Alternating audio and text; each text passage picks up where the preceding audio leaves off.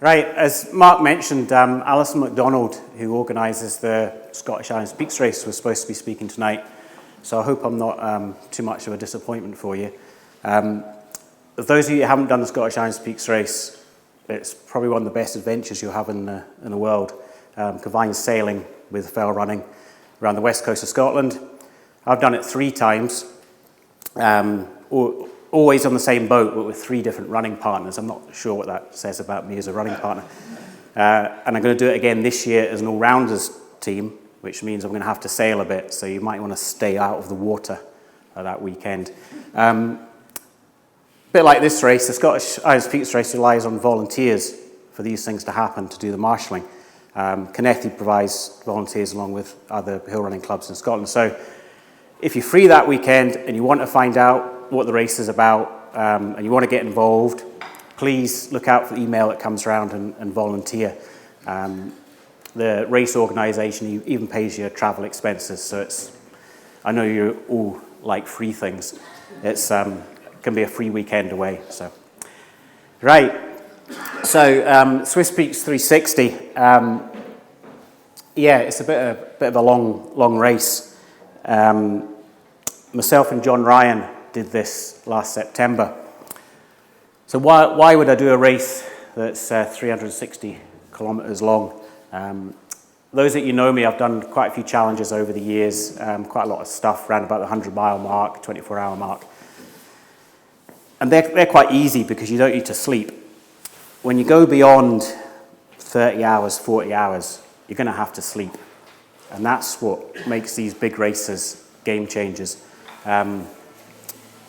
Unless you're one of the very elite who can do these things not sleeping, and there are 1 or 2 individuals who do it, you're going to have to work in your sleep. So what I'm going to do tonight is, I can't talk about 360 kilometres in 20-25 minutes. I'll give a brief outline of the race, a bit of history about it. I'll quickly describe the route, and then I'm going to talk about the last night, which for me turned into a bit of an epic. I can, Hilary. Yep, I can, Hilary. Yep. Right. So there's now 3 races in the Alps around about 300 kilometre mark. The first one was the Petit Trot of Lyon, organised by the UTMB organisation. Came out in 2008. 300 kilometres, 25,000 metres of up. There's about 100 teams take place, and generally the winning time is around about 100 hours. I was lucky enough to do that in 2016 with Ollie Stevenson and Jason Hubert. Fantastic experience. So the Italians felt a bit missed out. In 2010, they went, we can do better than that. So they launched the Tour de Gionne around the Aosta Valley, northern Italy, 330 kilometres, slightly less height gain, bigger race, 800 runners, and the winning time for that is 70 hours, much more runnable than the PTL. And then just in 2018, the Swiss said, we can better that. So they launched a Swiss Peaks 360 down the whole of the Valais region, which is in southwest Switzerland. Nearly 26,000 metres of up and down. Still quite a small race, 250 runners, and the winning time is around about 80 hours. For those old people in the room, that's it in old school. Numbers are good there. The feet especially look a lot bigger there. Now, those of you who didn't listen in geography at school, that's Switzerland. And zooming in, the Valais region takes up all this part here, okay? And the race itself starts at the up at Oberwald, which is near the Rhone Glacier, the start of the River Rhone, and goes all the way down the Rhone Valley and appears at the finish at Bouveret at Lake Geneva, and roughly follows that route. Now you'll notice the valleys tend to run in a north-south direction, and the race goes up and down, up and down. So here's a profile of the race. There are 18 climbs more than 1,000 metres, and the biggest climb is from the Zermatt Valley up to Augustenborg Pass, which is a climb of about 2,000 metres. The highest point is just under 3,000 metres, so the other thing that comes into play in these races is altitude, effects of altitude. You're normally okay up to about 2,200 meters, but above 2,400 meters, you definitely slow up. One of the attractions of this race was there were 28 aid stations, so places where you could get food and drink, which means unlike PTL, you didn't have to carry a lot of supplies. And of those 28, 6 are what are called life bases, where you get reunited with a pack, and you can put in that pack your change of clothes, spare shoes, items of food, etc. And you're allowed a maximum time of 160 hours. Now, the guy that came up with this race was a guy called Julien Verfray, very good Swiss runner, who coincidentally was in the winning team when I did the PTL in 2016. Small world. So, and this is what he said. I wanted to create a game, so I thought, let's find people who are a little bit crazy. I said, let's put bracelets on these people and tell them you can go all the way down the valley, and every time you arrive at a spot, there'll be something to eat. There will be friends. It will be nice. And then there is a place where you arrive, girls give you massages. You can clean yourself. You can eat. This place is called Life Base. I did think in Edinburgh we call those places saunas, but that's another story. And he finished off, he said, when you arrive, you are half dead already, but you do feel a bit more alive. And when you leave this place, so maybe that's what makes a difference. You want to arrive at the next one. And that was very true, as I found out. So I put together a schedule. I like planning things. There's the 28 aid stations and 6 life bases, the split distances, and I calculated split times based on Naismith's rule, which is 3 miles an hour and an hour for every 2,000 feet of ascent, plus what I'd done on my trot round the Monte Rosa the previous year. Came out with a total time of 100 hours, so well within 160, and that was split 90 hours of moving time and about 9 hours of rest time. So this is us on the start line. There's John Ryan, looking very, very apprehensive and very nervous. He didn't say much at that point. I tried to assure him it would all be okay. And we were soon into the race. So I'm quickly going to go through some sections of the race, and then I'll get on to that final night. This is very typical what it was like. Big climbs, a bit surrounded by big mountains. The race is marked the whole way by these little red flags, and these little things glow in the dark. So when you've got your head torch on, you can see where you're going. And given at that time of year, it gets dark around about 8:30 at night, not light until 6:30, so you've potentially got 10 hours of darkness every night. And given the small nature of the race, you're pretty much on your own the whole time. It gets spread out very quickly. And that's not appealing to everyone, because you're going to spend hour after hour in your own company. So we aimed to do the first 100 miles in around about 36 hours, which would take us to Zinau. And that pretty much went to plan, actually. Myself and John arrived there within an hour each other. John was ahead of me. And this is what a typical life base looks like. Unfortunately, there's no nice girls. Oh, no, there is. There's a girl giving a massage there. Look. So food was laid out. These are beds, and these are your drop bag that gets taken down the route. Pretty quiet at that time. I think that was around about 9 o'clock at night, and I was probably in around about 15th place at that time. So next morning, after leaving Zinau, we were greeted with this stunning view, sea of cloud, and at this particular call, I remember standing there completely by myself and just looking around 360 degrees and just seeing this. And another runner came up, and we had one of those bizarre moments. We didn't speak, but we both knew what the other person was thinking, that we're so lucky and so privileged to be in this position to see these things. And then we just ran on and went our separate ways, and never spoke to the guy again. But it was nice to share a quiet moment with someone. So from Zinau, the next life base was a place called the Grande Descente, which was a very odd place. This is the barrage, or the dam. It's the largest gravity dam in the world at 285 meters, nearly 1,000 foot high. And the life base was in this building here, which was the hotel that was used for the workers who constructed it back in the 50s.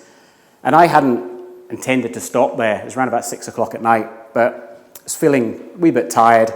That was into the third day, having had maybe 2 hours sleep.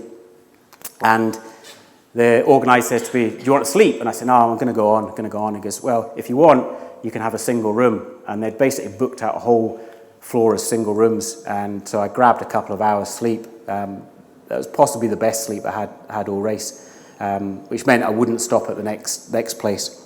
And then the route continued climbing up to here, and there's a very faint trail, perhaps you can make out through there. And this went into the remotest section of the whole race, nearly 25, 30k, no villages, not even a refuge. And what the organisation did was they helicoptered in supplies and a couple of guys into this glacial wilderness. It was quite bizarre, but doing these races in the Alps, what does hit home is the speed that these glaciers are retreating. Actually quite worrying. So, years ago this would have been a glacier, you wouldn't have been on it. This is one of the organisation volunteers who helped us. We had a flask of coffee and some bits of food, but I didn't hang about there long. That would be 3, 4 o'clock in the morning. It's pretty cold. Into the next day, and we're heading towards the Mont Blanc Massif. This is Cabin de Mille. This is actually, there's a story behind this called Pube Gate. I won't go into too much detail, but basically I blocked the shower in 2016 with my pubes. If you want to hear any more, you need to speak to Ollie and Jason. And then into the fourth night, cold M&A. Again, I happened to meet the only other UK runner, actually, James White. He took this picture. It's not a great picture on the iPhone, but the sunrise, again, was stunning, which is why you do these races. It enables you to be in situations where you just ordinarily don't see in your everyday life. And then on this strange, almost like a lunar landscape, I've never seen anything like this in the Alps. Really, really strange landscape. And this, for me, is where it all started to go downhill. So coming up for 300 kilometres into the race, around about 60 to go, and all of a sudden this overwhelming tiredness would come over me. James White, the UK guy in front, he disappeared, intent on finishing that night, which he didn't do. And I got to the next aid station and just had to lie down. 5 minutes sleep, and miraculously I was okay again. So I was desperate to make it to the final life base, knowing that it would only be 50k to go. I could get a change of clothes, get freshened up, possibly get a sleep. And that was at Champery, which is here. So done well over 300k at this point, walked into the Champery life base, and to my surprise, there's my wife Nicola, who'd flown out the day before, good friend Francoise from the PTL, and John Ryan. So, John, what are you doing here? I said, you going? He goes, no. I says, do you want to run the last night together? I said, no, John, you're going quicker than me. I said, I'm going to have a sleep anyway. You go. So I went and had a sleep, got about an hour and a half's kip, came, and John's still sitting there, eating away. And one of the organisers came up to him and said, have you retired from the race? Have you left the race? You've been here about 6 or 7 hours. Most people only stop for a few hours. To which Francoise said, no, he just likes the food here. So me and John decided we'd do the last night together, which is quite fitting. I've done a lot of things with John over the years. Bob Graham round, Paddy Buckley round, Scottish 4000s, Rigby round, a lot of long days out. So we run well together. We're good company. So here we are going into the last night. I think this picture could be in Scotland. The landscape by now is getting a lot lower. The peaks are down to about 2,000 metres. This is the last sunset, and this is John having a scenic pee. He's not here tonight, is he? No. This is a typical spread of food that you get at an aid station, all local produce. If you like Swiss chocolate, this is the race for you, because you can eat as much Swiss chocolate as you like. And every aid station you went to, it was all different. The food was always different. You had ones where guys were cooking fresh omelettes for you, rosti, raclette. It was fantastic. And as Julian said at the start there, you always look forward to going to the next place, and that was very true. So, into the last night. So we left this at about 1 o'clock in the morning. I think we had about 20 kilometres to go. And by that time we thought, well, I should finish this at 6 a.m. in the morning, thereabouts. 4 a.m. in the morning, I got my map out, and we'd gone 4 kilometres in 3 hours. Right? And I said to John, this can't be right. We've gone wrong. He said, no, it's fine. I said, look, and we were both working really hard, and I was convinced we'd gone wrong somewhere. So we continued on this ridge. And earlier, I'd looked down into the valley, and I'd seen this shape of streetlights, a bit like a zigzag, very, very, very distinctive. And a bit later, I looked down to the other side, and I saw the exact same shape of streetlights away down the valley. And I stopped and I said to John, I've seen those lights before. And John went, yeah, I have too. We're going the wrong way. We've turned around and we've been going backwards for, a couple of hours. So, guys, what are we going to do? So, got the map out, looked at it, but we couldn't convince ourselves, we couldn't make ourselves go backwards, so we decided to keep going. So we kept going. And a bit while later, came through a gate, unhooked the gate, and I looked at this handle, and I said to John, I've seen this handle before. We went up the way before, and now we're coming down the way. We've been here before. John wasn't convinced. So he persuaded me, no, we'll keep going. So I kept going downhill, and then came to a group of cows, about half a dozen cows, and I said, John, I've seen these cows before.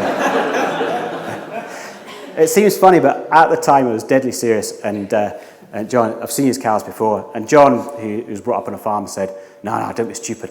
You know I know my cows. These are different cows. So he persuaded me to go on. So we kept going on, and then I reached a point. The coldest part of the night is always around about 4 or 5 o'clock in the morning. And you feel the coldest as well. Your internal core temperature drops. It's just as part of the natural body processes. Your blood pressure drops as well. It's all natural, and that's always the hardest part in the morning for me at any of these long runs. So starting to get cold, came across a building. I said, John, I've got to get inside. I've got to get warm. Tried the door and ended up in someone's kitchen. And it all seemed perfectly okay, perfectly normal to do this. When I got into this kitchen, I came to my senses and I went, John, we shouldn't be here. We've just broken into someone's house. Let's go. So put our gear back on, went out into the night, kept going. And then eventually came across a little church, middle of nowhere, nothing else. And I was like, I'm not a particularly religious person, but I think perhaps there's someone out there looking out for me. So I said, John, churches are always open. You can always get shelter in a church. Tried the door, went in.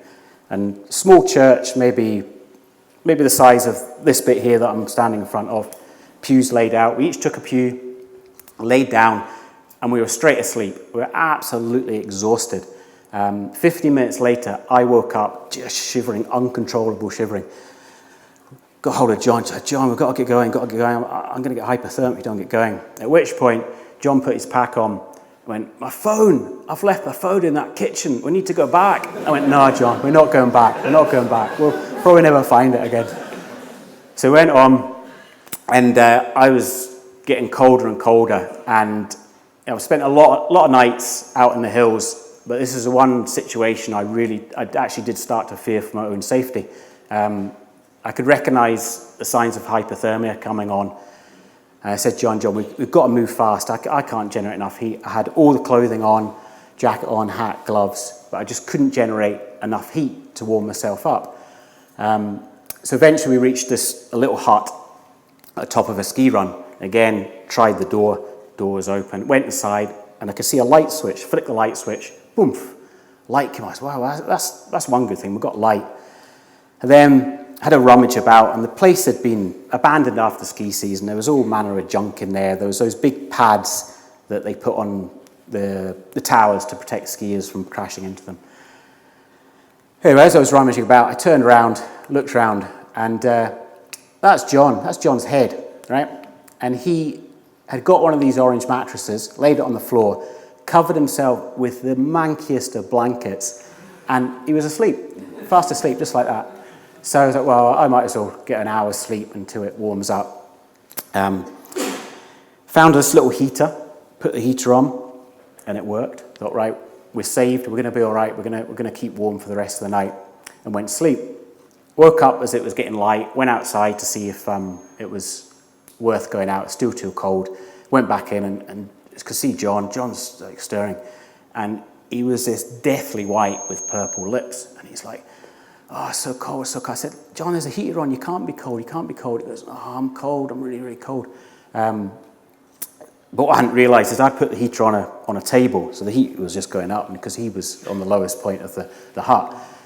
So again, I started to get concerned about John's safety in addition to my own. So what we ended up doing was getting 2 of these mattresses.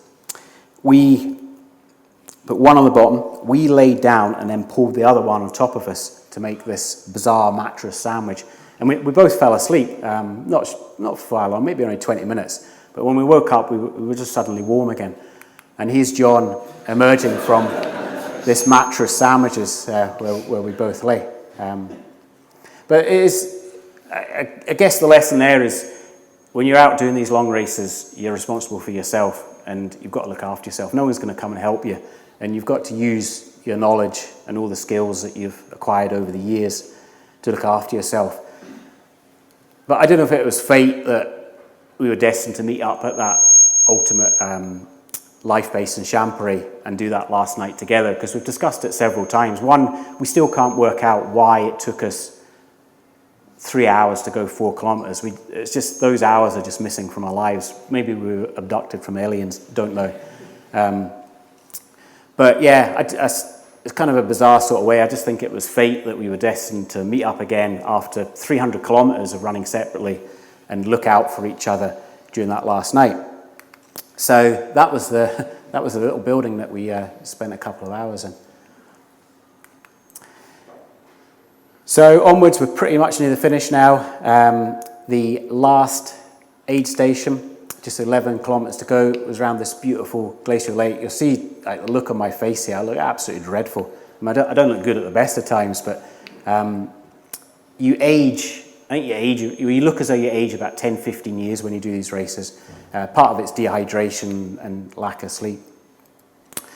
11 kilometers to go. So having taken 3 hours to go 4 kilometers, we did those last 11 kilometers in an hour and a half.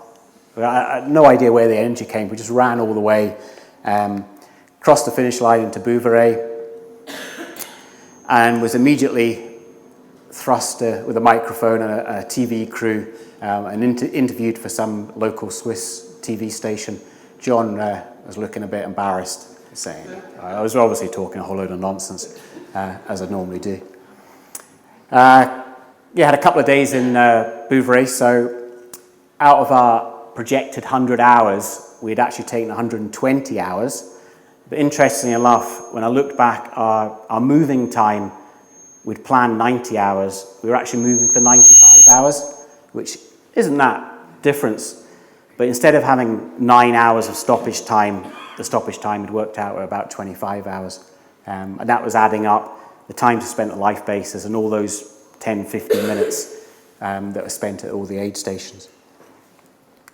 And then on the Sunday was the award ceremony, and everyone got presented with their medals and jackets, and these are the 3 fastest guys. This guy here, he was around about 80 hours. He slept for 10 minutes. I just, no idea how he had done it. Yeah, and just finish up, that's me and John under the finish arch, and me pointing back the way that I've come. So, if you do fancy doing the race, but the 360 doesn't appeal to you, there's a 170 kilometre race. That doesn't appeal to you. There's a 90. That doesn't appeal to you. There's a marathon. That doesn't appeal to you. There's a half marathon. I thoroughly recommend getting out there and do it. It's one of the best races I've ever done. I've done quite a few races in the Alps now over the last few years. Would I go back and do that again? Definitely go and do it again. John's not so sure. Thanks very much. If you want any more information, swisspeaks.ch to get your entries in. I think they open next month or so.